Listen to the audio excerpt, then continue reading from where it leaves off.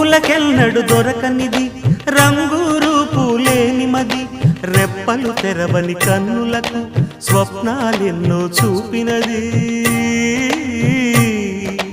వెచ్చని చెలిమిని పొందినది వెన్నెల కళగల నిండుమది కాటుక చీకటి రాత్రికి బాటను చూపే నేస్తమది చేతికి ఆదని జాబిలిలా కాంతులు పంచే మణిదీపం కొమ్మల చాటున కోయిలలా కాలం నిలిపే అనురాగం